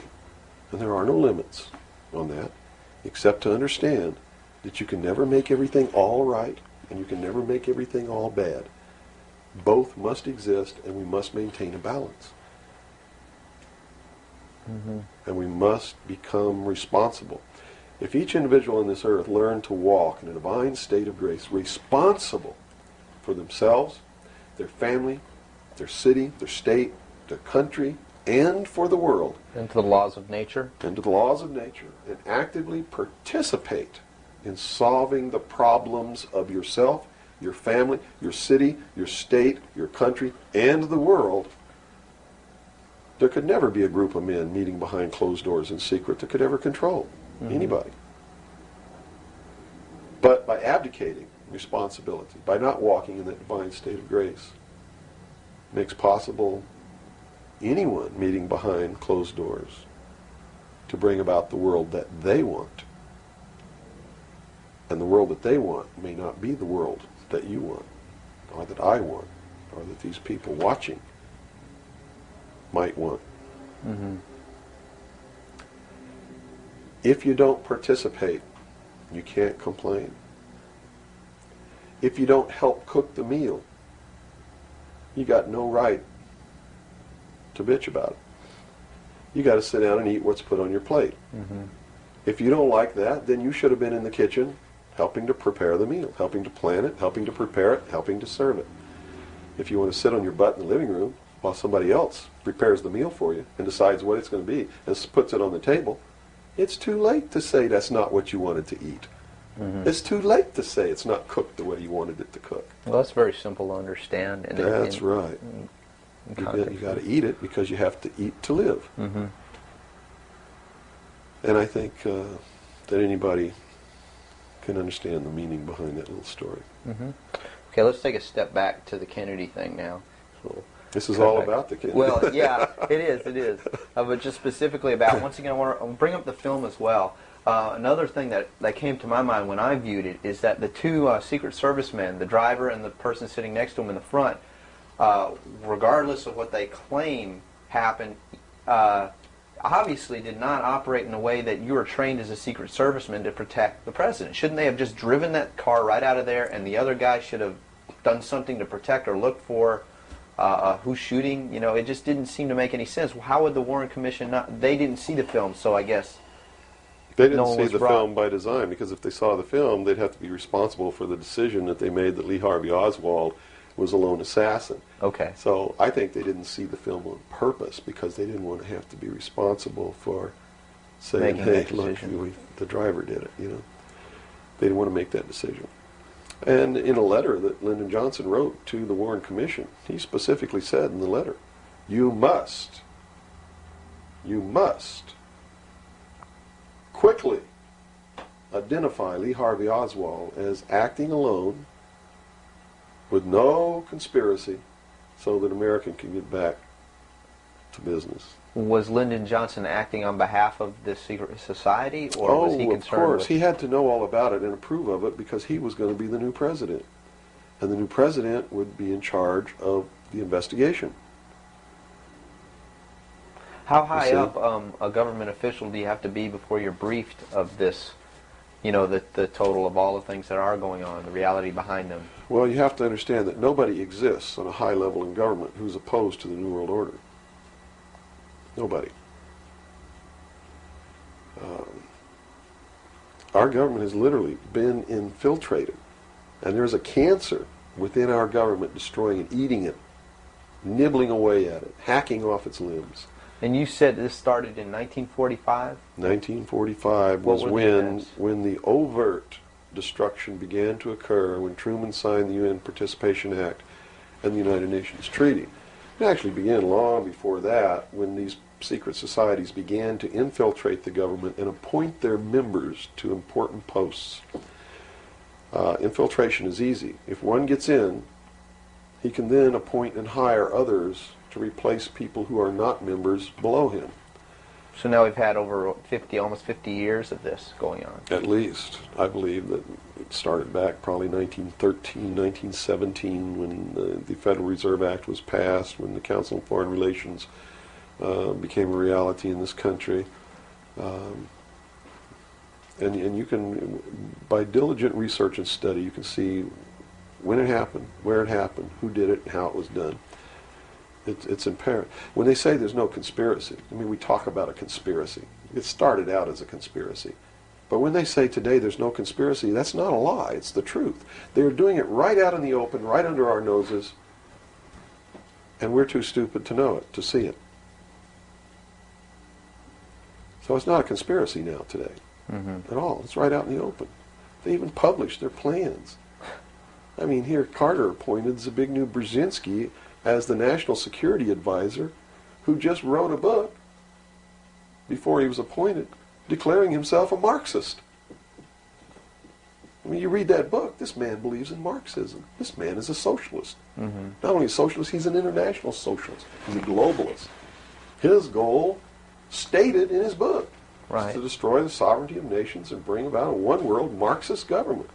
Now, the Carter administration was one extreme, and then we came into the Reagan administration, yet Nothing changed. Nothing changed. What you're saying is that no matter what the political leanings, they seem to be playing the same game. As long as you're playing their game, it doesn't matter who you vote for, who you put in office. They all belong to the other side. They're in the pockets of the Illuminati.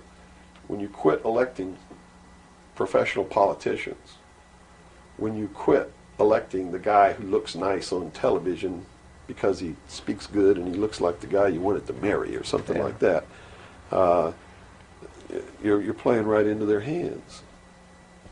You know, they made it so impossible for another Abraham Lincoln to get elected to the office of president that it's a wonder that we even have a chance at all. We need to send people to Congress and to government who are going to clean house. Kick all the members of secret societies out of the bureaucracy. Lock them up. Try them for treason. Because they are traitors. So one thing that may help is term limitations. We must have term limitations, and it must be only one term. And forget all this nonsense that anybody goes to Washington and don't know what's happening. They don't know what's happening simply because they haven't taken the time as citizens to understand how our government works before they ever go to Washington. You see, it should be a process that starts in infancy. It works its way up. And everybody should be taking part in the government. Now, if someone came in to office with this kind of knowledge and with this kind of intent to really push these people out, would they not be eliminated immediately? Not if they have the people behind them, because what the people would do in one fell swoop, in one election, would elect people who've never served in government before, kick the incumbents out, send citizens to Washington. And here's the way it has to be done. You know, right now, you don't even pay your congressman. You know who pays your congressman? The federal democracy of the District of Columbia. The federal government pays your congressman, who's supposed to be representing your state and you. The federal government is a foreign country to your state. Why should he represent you?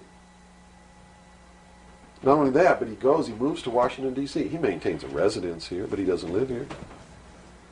And as long as you reelect him, he continues to live in Washington, D.C. forever if you keep reelecting him. So they lose all touch with what's back here. They're paid by a foreign government, the federal government. They're not paid by the sovereign state of Georgia or by you. They have to be paid by you. And they have to live here. They can't move to Washington, D.C. They go to Washington, D.C. for one term. Okay? One term only. When that term's up, they have to come back. And you don't pay them exorbitant funds. You pay them just enough to live on comfortably while they're there. No fancy giant cocktail parties, none of this crap. And you take care of their family. See, they don't take their family either. That's the other clue. They leave their family here, where they live. You, the people of Georgia, take care of their family and their business or their farm or whatever it is they have while they're gone. Now do you think they have a vested interest in representing you? They sure would under those conditions. Yeah. But under the conditions they go under now, they have no interest whatsoever in taking care of you. Now let's look at the current. They're taking care of themselves. The current crop of presidential candidates. Is there anybody even running that represents something that we're talking about here? No, all of them are New World people. Tsongas, in his book, everything that he's written touts the New World Order. All of it, right for Tsongas' literature. You're going to see New World Order, New World Order, New World Order, New World Order. Clinton, the governor of Georgia, was selected in 1991 by the Bilderberg. Governor of Arkansas was selected in 1991 by the Bilderberg Group in Baden-Baden, Germany, to be the new president of the United States. Remember what happened to Gary Hart? What did he do? He went out on a boat with a woman who wasn't his wife, and he was destroyed. Look at Clinton. What's happened to him? Nothing. The press is on his side. They're helping the guy. You know why? Because he was chosen by the people who own the press to be the next president of the United States. Now, I don't know if he will be or not. That's up to the American people. But if they get their way, he will be. Bush is one of the most heinous criminals that's ever walked on the face of the earth. Bush is the man who's been a CIA agent since his college days. He's a member of the Skull and Bones, the Russell Trust. He was initiated in a casket with a ribbon tied around his genitalia, which symbolizes that he's a priest in the temple of Isis. A pagan, this guy. This man is a member of the mystery schools. Well, he has the outward appearance of a good Christian, church-going Christian, no? They do whatever they have to be approved by the people, but in secret, they're not at all. This is a man who practices pagan religious rituals, magic. Doesn't matter what you think of all these things. I'm just telling you, this is what he does in secret. He is the man who, when he was chief executive officer, when he was president of the offshore division of Zapata Oil, organized and began the first large-scale drug smuggling operations into this country. George Bush is the one responsible for the drugs on the streets.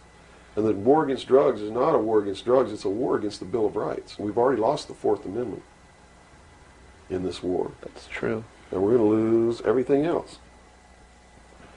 You watch on, it amazes me, people watch on Saturday night, cops, top cops, tough cops, 911. All of these stories that are glorifying the police state, and they're falling right into the manipulation as they watch police with no search warrant, with no court order, break down people's doors, tear out their walls, rip open their mattresses. All in the name of the war on drugs. Pretty sneaky. It's pretty sneaky, all right. You see them stop people in the streets, and the guy's got $400 in his pocket. They don't press any charges. They didn't even have any reasonable suspicion to stop the person and search him. And what do? They take their money, and they don't give it back. And America's watching this. And the stupid idiots, yes, you stupid idiots, you sit there and watch it, not realizing that when you take away that man's freedom, you've also taken away your own. You see, because they can do the same thing to you. Just because you talk a way that they don't like you talking, or because you wear red shoes and they don't like red shoes, they can do the same thing to you. And under the new law, without a court order, without a search warrant, they can break down your door, they can rip open your mattresses, your couches, your walls, they can trash your house. All in the name of the war on drugs. And let's say they don't like the color of your shoes. All they have to do is drop a little pouch of cocaine in your living room, behind your couch, and find it and say, aha, you're a drug dealer. What happens then? Now they can confiscate your house, all your possessions, all your property, all your bank accounts, all your cars, boats, vacation cottages, whatever you have, and they can auction it off within 24 hours without ever even pressing charges against you. Without a court order, without due process, without just compensation. And there's not a damn thing that you can do about it. Not a damn thing. At least right now. At least right now. And the reason you can't do a damn thing about it is because you're the one who brought it about through your stupidity. You're mentally crippled. You're operating from a position of ignorance, apathy, abdication, irresponsibility.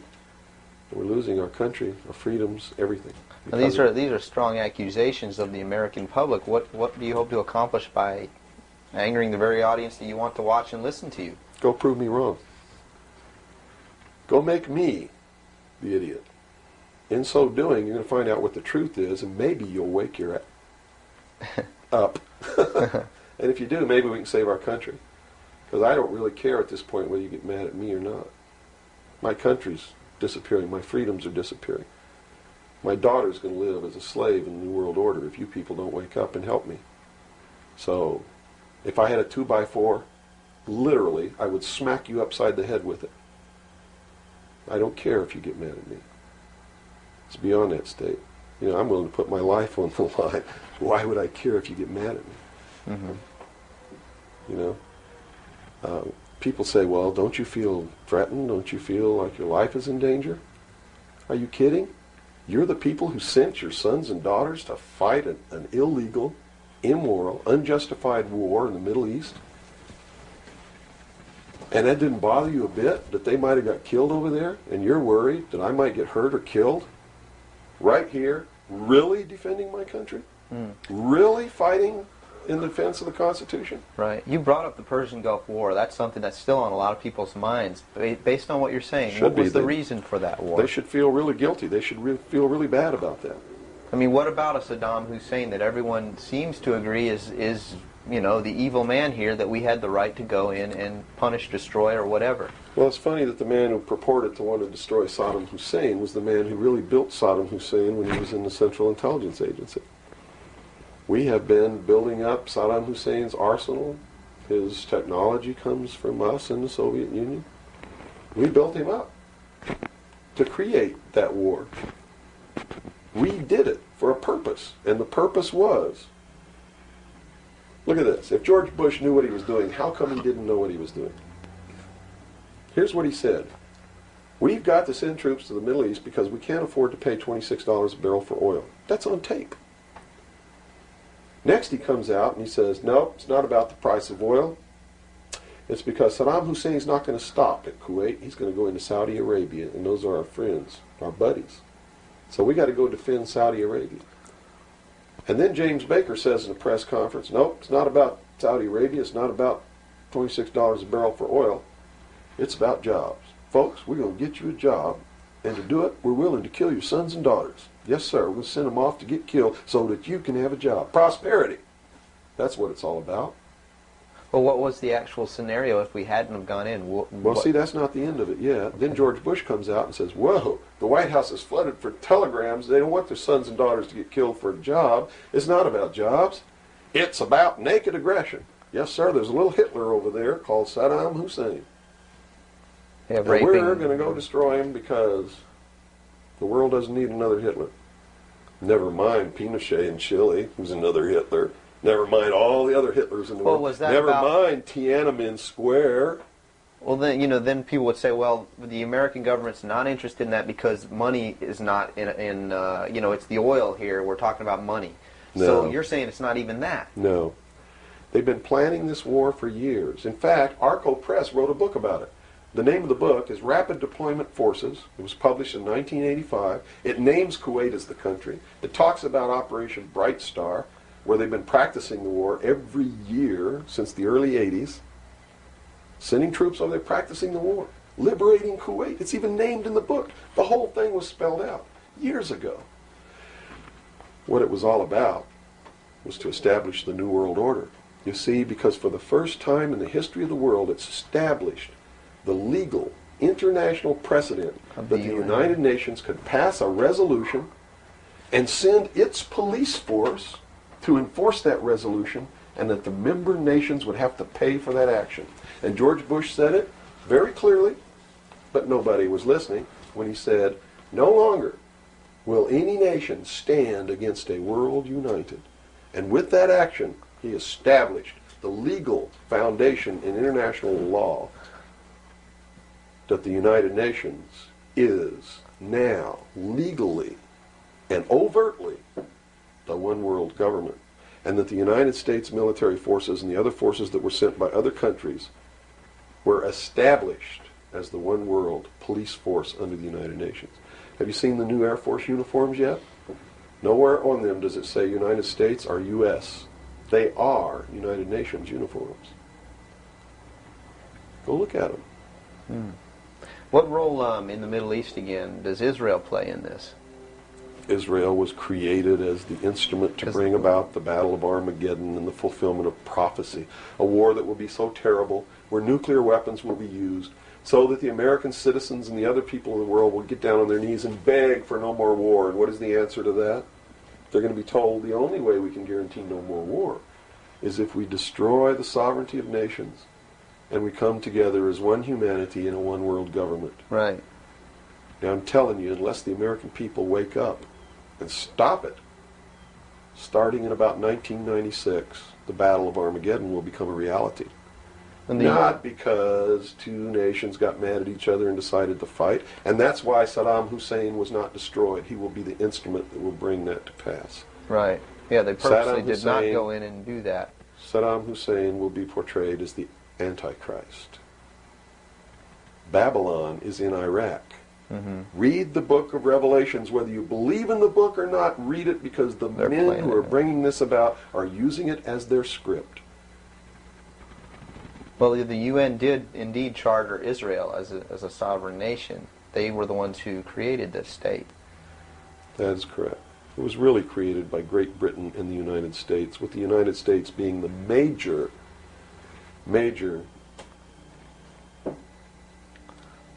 instigant.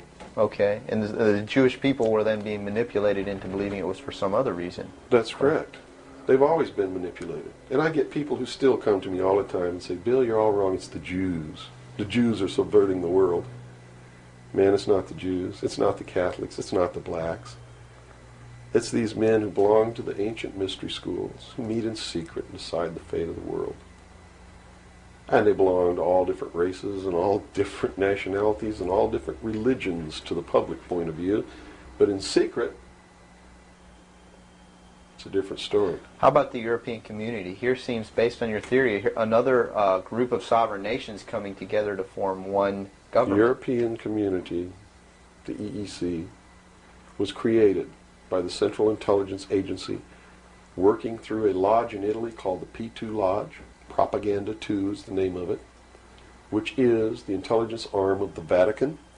And Prince Bernhard, who is the leader of the secret World Council that controls these secret societies around the world, called the Bilderberg Group. And that's the truth of the matter.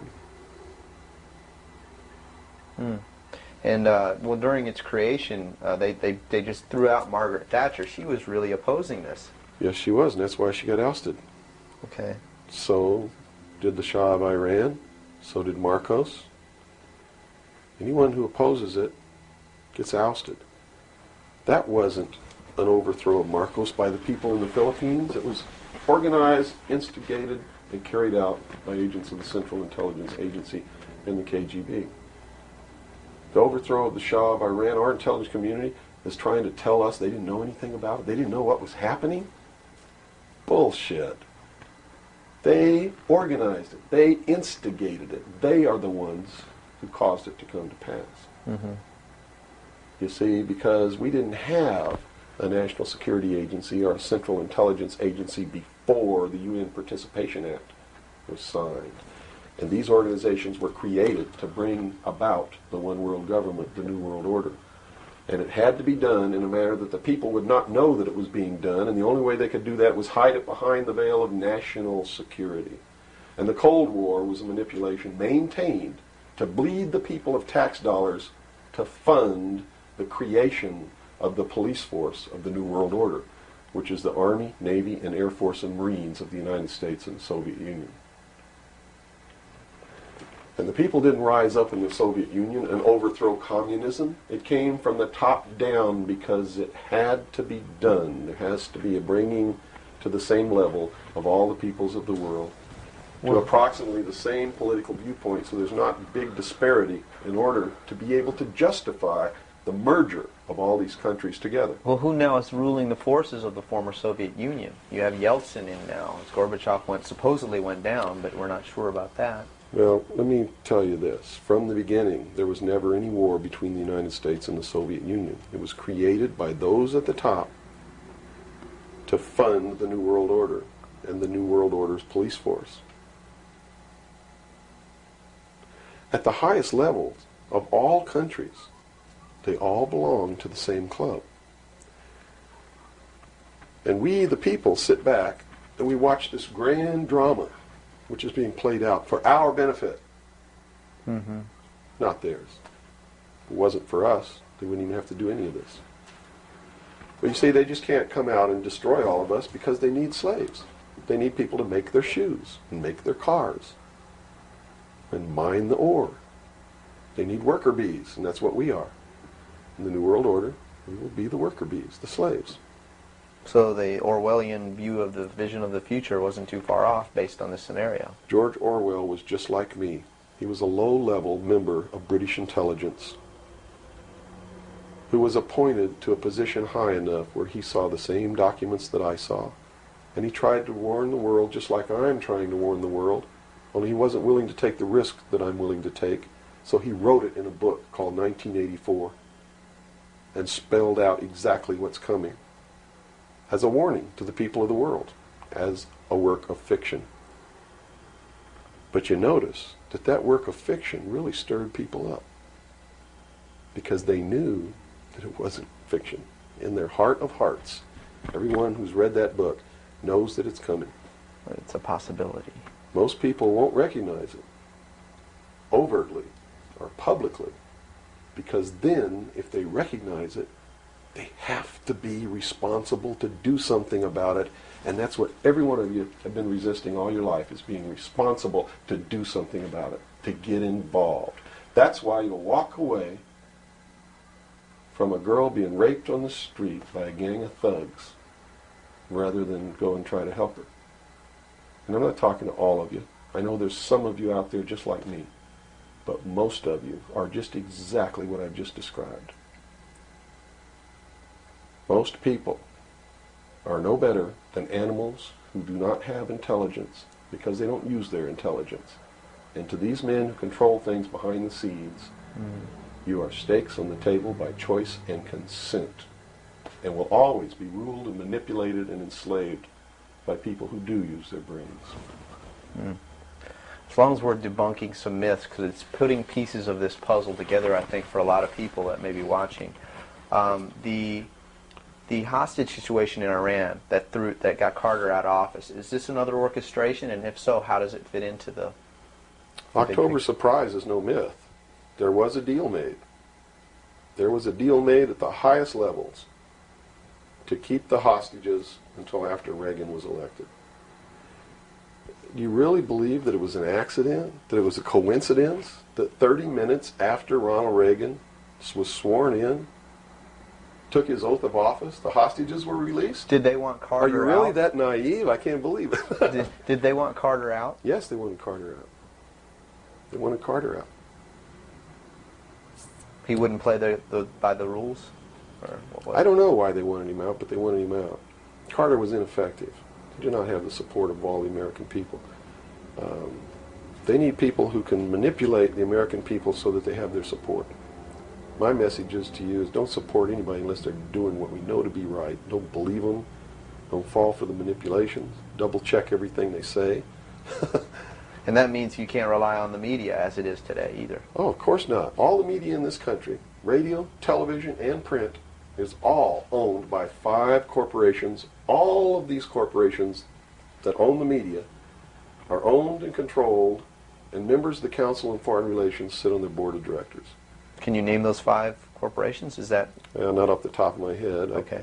I could try, but I don't want to take a chance on being inaccurate. But you can trace that yourself. okay? Remember, if you go down and you trace the ownership of a station or a newspaper, and you get to a corporation, remember that somebody owns that corporation, and it's usually another corporation. But when you trace the interlocking of all these things, when you get to the top, there's 5. And all journalists know that there's some things you don't write about and you don't talk about because you'll lose your job. And that's where the control is. And that's why they pay anchormen like Dan Rather $2 million a year, because he doesn't question them. He knows that if he goes against them, he's going to lose $2 million a year. Do you think a man that looks pretty and sits in front of a TV camera for the 6 o'clock news is worth $2 million a year? No way. I don't care how long he works, and I don't care what he does. There is no job worth $2 million a year. That's why they pay athletes these fantastic salaries. I was listening to the radio the other day.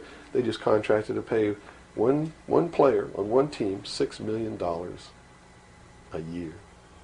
Can you believe this? And why is that? It's the Roman circus. What does the emperor do when the people become restive, and when the people are asking questions, and when the people don't like the policies of the emperor? He sends them to the circus. He creates a circus. He builds a giant coliseum. And he begins to throw the Christians to the lions. And he has great chariot races and football games and basketball games, all to keep the idiots preoccupied with things that don't mean anything in the scheme of the entire world, so that they don't have the time to learn what the truth is, so they don't ever get smart enough to learn how they're being manipulated, so they don't ever question the emperor. That's why they pay a player on a football team or a baseball team $1 million or $2 million or $3 million a year. It is the Roman circus. I know men who don't know anything in the world except who plays third base for the Mets. And they think that's a great accomplishment. And they meet and pat each other on the back and bond and go have cocktails and talk about what this guy that plays third base for the Mets did in last night's game. It's sad. It's really sad. Is there any room in a kind of society where these manipulations are not taking place for this type of entertainment, or any type of entertainment at all? If people understand that a game is a game, if people understand that nobody, no matter what they do, is worth paying $2 or $3 million a year for, people should be able to get rich if they want to, by the sweat of their individual labor. Okay? By going out and doing something for the world. Not by taking people's minds away from the emperor. It's a game. Football's a game. Football's a game. But let me tell you something. When 150 of the most powerful men and women in the world can meet in secret in Baden-Baden, Germany, and plot the fate of billions, and nobody even cares about it, but 6 football players go to lunch together, and it's in the headlines across the country, you have a reflection of the society in which that exists. And it is a sick society that is doomed to self-destruction. So based on that scenario, there's some truth into what these men are looking at. Absolutely, and that's what makes me so sick, is that I'm trying to wake up a people who on a daily basis are proving the ones that I'm warning them about to be right. Well, so that even though a minority, there are people out there that you recognize are awake to this, if they don't do something about it, they will lose that ability to be free in that way. That's correct. Whether they might think, well, I don't need to worry about it because I know what I know and I'm fine. That's It doesn't right. work that way. There's a Yes. connection here to everything. That is correct. That is absolutely correct. A nation of people who are willing to send their sons and daughters that they profess that they love to a foreign country to die, and they use the excuse to themselves that they're sending them off to defend our country, and they know damn well that's a lie, are doomed. It's funny. There's a parable. You said Ben Franklin earlier was even a part of this. Yes. A parable of Ben Franklin. I don't know if you're familiar with it. He paid too much for the whistle. He came up when he was a young boy. Are you familiar with that parable? No, go ahead. When he was a young boy, he was given an allowance, and it was a decent amount of allowance, and he was going to the store to get a toy. He was very excited about that, and along the way he met some boys who had this whistle, and he saw that, and he saw the little boys blowing this whistle, and he thought, wow, the greatest whistle, this is the greatest toy. He really wanted this thing.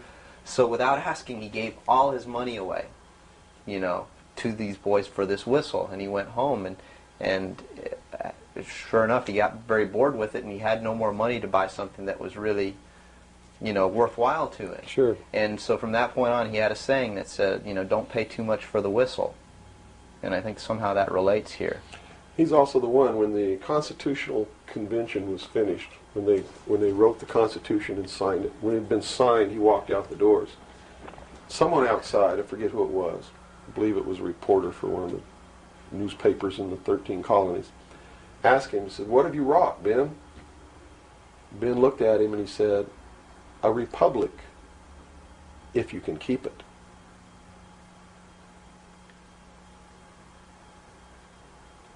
He knew.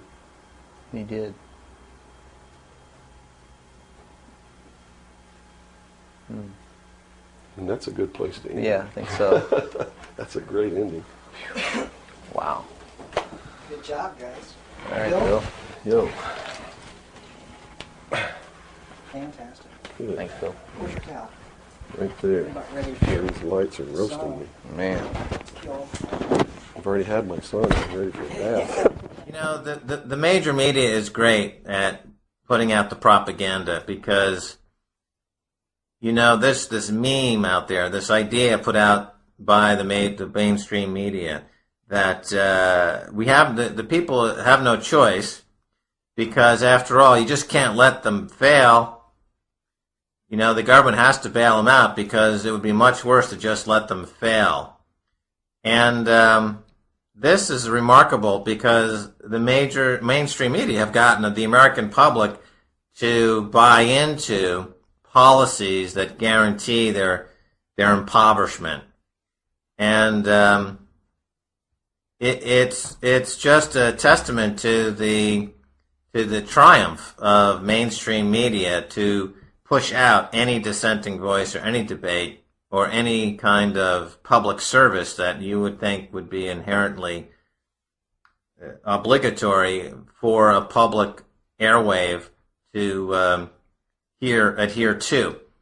They've been, the public airwaves, which started out as a public utility more or less, have been, of course, co-opted by the corporate agenda, and now serve purely at the behest of the propaganda meisters in Washington and in the banking system, who put out these ridiculous, these ludicrous ideas that, we just can't let them fail.